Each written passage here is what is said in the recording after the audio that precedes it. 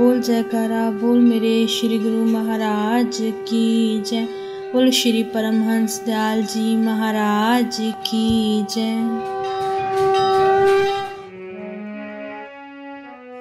एक रोज़ इरशाद हुआ कि जब अज्ञान होता है, जीवात्मा इंद्रियों वगैरह के बस में होकर उनका गुलाम हो जाता है।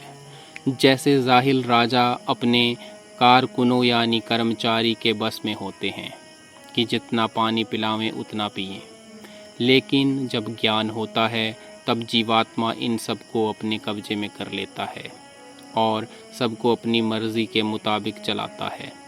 इसका नाम आज़ादी है। यही वह कैफियत है जिससे गुलाम से शाह हो जाता है।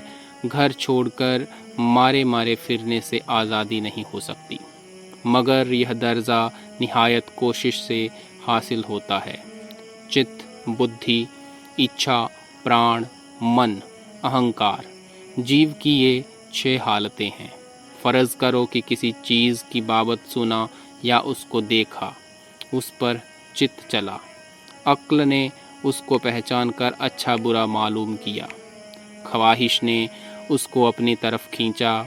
अगर खाने वगैरह की शय है तो प्राण ने या जिस इंद्रिय के आनंद की चीज़ है उसने जोर किया, मगर फिर मन ने अपना जाल तदबीर का फैलाया कि किस तरह से हासिल करना चाहिए। जब मिल गई तो अहंकार ने उस तमाम कार्रवाई को अपनी तरफ मंसूब किया।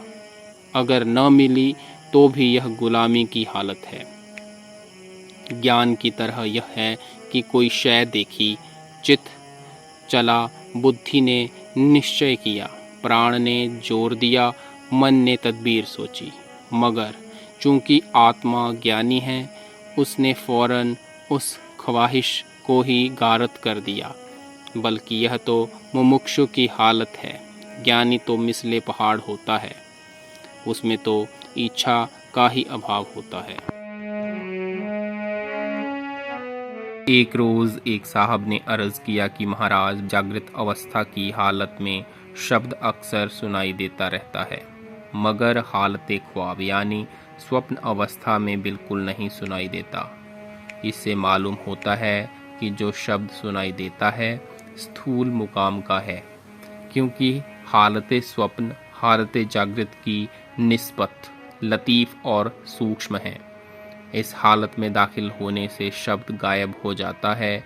श्री महाराज जी ने सुनकर फरमाया कि जो शब्द सुनाई देता है वह तो आला यानी उच्च मुकाम का है, मगर वजह यह है कि हालत जागृत में सूरत पर कुछ कब्जा और इख्तियार हो गया और सूरत टिकने लगी है, इसलिए शब्द सुनाई देता रहता है। मगर हालत स्वप्न में जो लतीफ़ है, सूरत बिल्कुल नहीं टिकती, इसलिए शब्द नहीं सुनाई देता। बोलो जयकारा बोल मेरे श्री परमहंस दयाल जी महाराज की जय। बोलो श्री गुरु महाराज की जय। बोलो सांचे दरबार की जय।